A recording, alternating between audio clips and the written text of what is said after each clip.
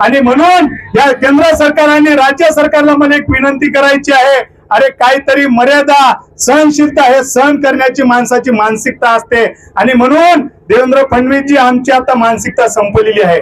आमच्याकडे कुठल्याही पद्धतीची ती मानसिकता राहिलेली नाही. अरे मी नेहमी सांगत असतो की मेंढपाळ हा जंगलात असतो, रानावनात असतो. बघा या मेंढपाळाला विचारा, त्याला फ्रीजचं पाणी नाही, त्याला फॅनची हवा नाही, त्याला कूलरची हवा नाही, त्याला तुमच्या बॉटलचं पाणी माहित नाही, ते खोऱ्यातलं पाणी पितो. वर आमचा एखादा शेतकरी खाला तिथं ढुंगण धुतो आणि आमचा खाली मेंढपाळ तिकडे पाणी पितो. म्हणजे किती दुरावस्था आहे. एखादी आमची जंगलात जर महिला रात्री डिलिव्हरी होत असेल तर तिला दवाखान्यामध्ये न्यायला अँब्युलन्स सुद्धा नाही साहेब. म्हणजे एवढी त्यांची दुरावस्था आहे. त्यांची मोटरसायकल त्या जंगलांमध्ये जात नाही. आणि मग त्या बाईने एखाद्या चिमुकल्याला जर जन्म दिला तर तिला ब्लेड सुद्धा त्या ठिकाणी त्याची नाक कापायला भेटत नाही. तिला धारदार गोटा बघावं लागते. किंवा एखाद्या उन्हाळ्यातच ती दसकट कापून तयार ठेवते की माझी सकू डिलिव्हरी होणार आहे, तिच्यासाठी एखादा फणसट चांगला आणीदार तयार करून ठेवते आणि त्या मुलाची नाळ सुद्धा त्या दसकटानं कापते. एवढ्या माझ्या धनगर समाज बांधवांची बिकट अवस्था आहे. आणि म्हणून केंद्र सरकार आणि राज्य सरकारला मला एक विनंती करायची आहे, आम्ही फक्त हे शांततेत आंदोलन करतो. काल 24 तारखेला जालन्यामध्ये किशार आंदोलन झालं, त्याच्यानंतर सगळे आमदार खासदारांच्या घरासमोर ढोल बजाव आंदोलन झालं आणि आज देखील आम्ही या ठिकाणी शांततेत आंदोलन करतो. आहेर साहेब फक्त आज एकच खांड या ठिकाणी आलं, एकच कळप आला. या ठिकाणी आम्ही जर हिंगोली जिल्ह्यातले सगळे कळप जर आणले तर कुठलाही रोड चालणार नाही. आम्हाला मनुष्यबळाची गरज नाही, आम्हाला कुठल्याही ताकदीची गरज नाही, आम्हाला फक्त एमएलएचीच गरज आहे.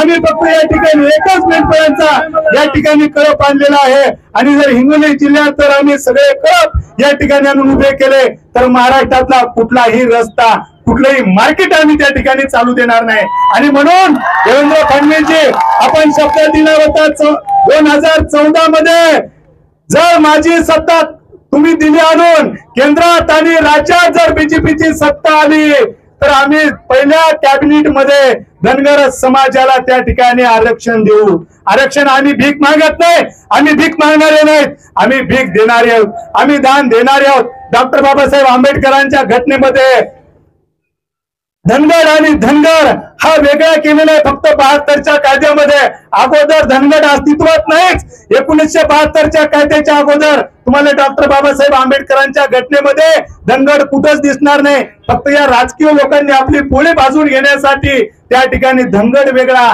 आणि धनगर वेगळा केलेला आहे. फडणवीस साहेब जर या देशामध्ये धनगर आहेत तर ते आम्हाला दाखवून द्या.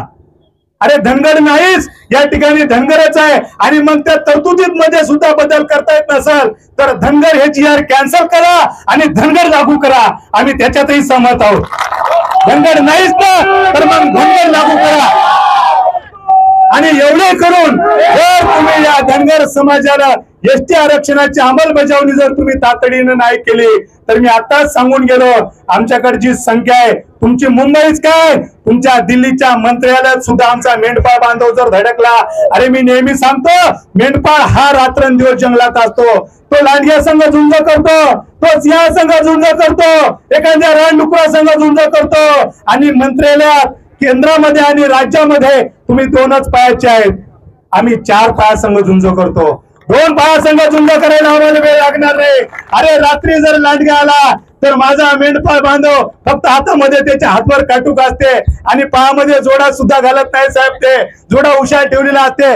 बिन जोड्याचा 2 किलोमीटर तो लांडगा पळवतो. आणि 2 पायाच्या पळवायला आम्हाला काय ताकद लागणार आहे? अरे काहीच वेळ लागणार नाही, फक्त आम्ही सगळेजण एकत्र आलो पाहिजे. आणि या राज्य सरकार आणि केंद्र सरकारला मला विनंती करायची की आता आम्ही आमचा अंत तुम्ही पाहू नका.